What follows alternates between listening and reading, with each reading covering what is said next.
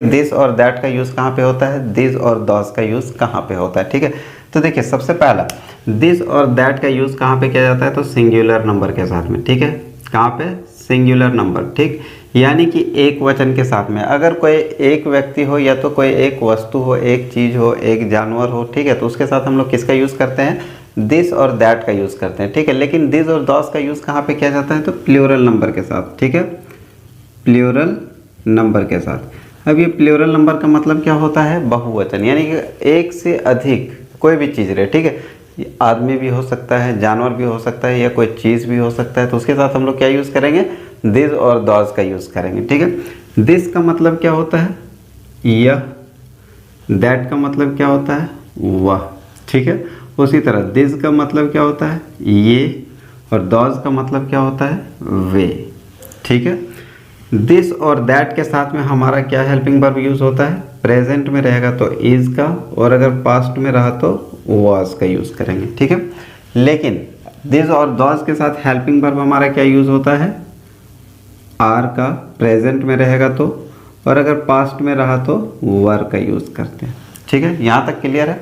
अब देखिए एक चीज़ यहाँ पे कॉमन होता है दिस और दिस में। ठीक है, कि दिस और दिस में क्या कॉमन है, कि अगर कोई भी वस्तु हमारे सामने हो, यानी कि नियर, हमारे सामने हो, तो हम लोग किसका यूज़ करेंगे, दिस का और दिस का। ठीक है, लेकिन वही अगर कोई भी चीज़ या कोई व्यक्ति अगर हमसे दूर हो, तो अगर हमसे दूर हो तो वहाँ पे हम लोग किसका यूज़ करेंगे, दैट का और दॉस का। कोई भी अगर वस्तु दूर हो, ठीक है, तो हम लोग किसका यूज़ करेंगे, दैट और दॉस का यूज़ किया जाता है। ठीक है, जैसे फॉर एग्जांपल अगर कोई एक वस्तु है, जैसे यह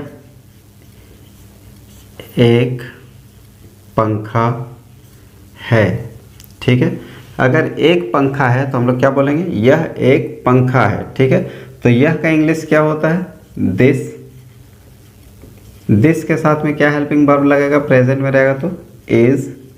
एक पंखा, एक का इंग्लिश क्या होता है, अ, पंखा का फैन, तो दिस इज अ फैन, यह एक पंखा है। ठीक है, लेकिन यही अगर पंखा आपका एक से ज़्यादा हो तो हम लोग वहाँ पे क्या बोल सकते हैं, कि ये पंखे हैं। ठीक है, अब देखिए जब ये लगेगा तो ये का इंग्लिश क्या होता है, दिस।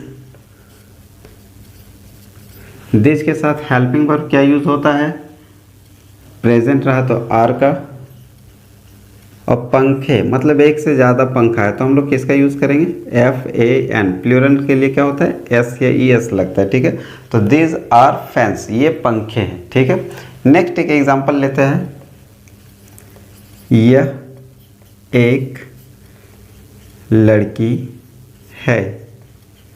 यह एक लड़की है तो यह का इंग्लिश क्या होता है, दिस इज, एक का अ, लड़की का girl, this is a girl. ठीक है, एक लड़की, लेकिन अगर एक से ज़्यादा अगर लड़की रहे तो हम लोग क्या बोलते हैं, ये लड़कियां हैं। क्या बोलते हैं, ये लड़कियां हैं। ठीक है, तो जब ये लड़कियां तो उसके साथ हमारा क्या यूज़ होगा, ये लड़कियां हैं।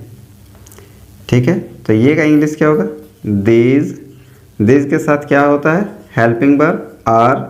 लड़की का होता है गर्ल, लेकिन लड़कियां रहेगा तो गर्ल्स, दिस आर गर्ल्स, ये लड़कियां हैं। ठीक है, अगर कोई भी वस्तु अगर हमारे सामने है तो हम लोग यह और ये का यूज़ करते हैं। ठीक है, लेकिन जब कोई चीज़ हमसे दूर हो तो हम लोग वहाँ पे किसका यूज़ करते हैं, तो दैट का यूज़ होता है और दॉस का यूज़ होता है। ठीक है, जैसे फॉर एग्जांपल वह एक कलम है। वह एक कलम है तो वह का इंग्लिश क्या होगा, दैट। दैट के साथ में क्या हेल्पिंग वर्ब लगता है, इज, प्रेजेंट में। ठीक है, इज, एक का अ, कलम का क्या होगा, pen, that is a pen, वह एक कलम है। ठीक है, लेकिन वही जब कलम एक से ज़्यादा हो, जब एक से ज़्यादा कलम हो तो हम लोग किसका यूज़ करते हैं, तो वहाँ पे क्या हो जाएगा, दोज, यानी कि वे कलमे हैं, वे कलमे हैं, तो वे का इंग्लिश क्या होगा, दोज। दोज के साथ प्रेजेंट में रहता है हेल्पिंग वर्ब किसका यूज़ होता है, आर, और कलमे का इंग्लिश क्या होगा, पेन्स, दोज आर पेन्स, ठीक है।